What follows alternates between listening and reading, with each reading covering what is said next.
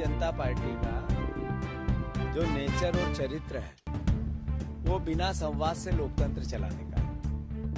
आप देखो कि किसानों के 3 काले कानून लाए, सदन में चर्चा नहीं, संबंधित इफेक्टेड किसान वर्ग के किसी संगठनों से चर्चा नहीं, और अलग अलग समय पे अलग अलग परिस्थितियों में संसद में भी चर्चा से एक तरह से उसकी तिरस्कार था। ऐसे ही जब ये हिट एंड रन का कानून लाए तब संबंधित ट्रांसपोर्टर थे, उनसे चर्चा नहीं की।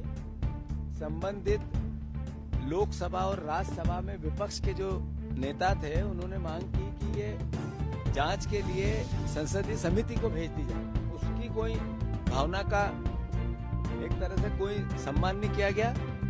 और सांसदों ने जब अलग अलग बातों को लेकर संसद में अपनी बात उठाने की कोशिश की तो उनको संसद से बाहर फेंक दिया और विधेयक पास कर दिया।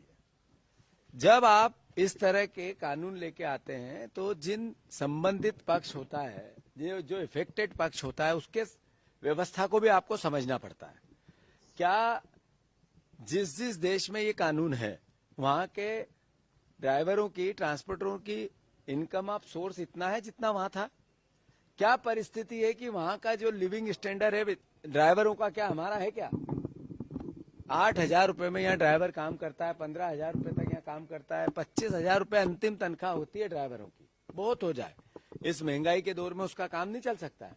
तो शासन एक पक्ष ही देखता है, दूसरा क्यों नहीं देखता है? कानून लाने से पहले संवाद होना चाहिए, वो भारतीय जनता पार्टी के चरित्र में नहीं है।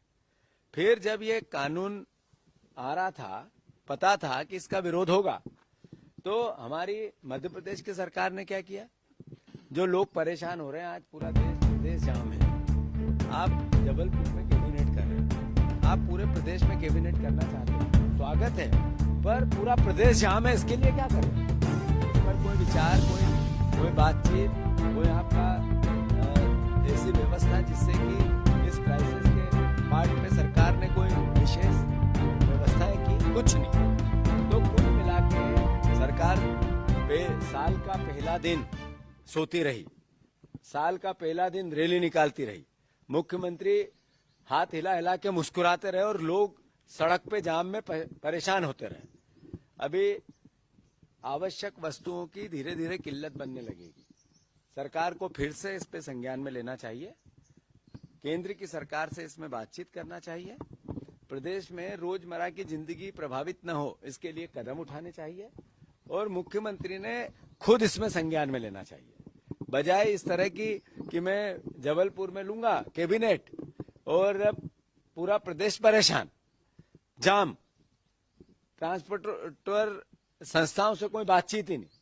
मैं मानता हूं ट्रांसपोर्ट कमिश्नर नहीं है, एपीएस ट्रांसपोर्ट नहीं है, एक तरह से सब काम चलाऊ व्यवस्था, ये अपने आप में अपरिपक्वता की निशानी है।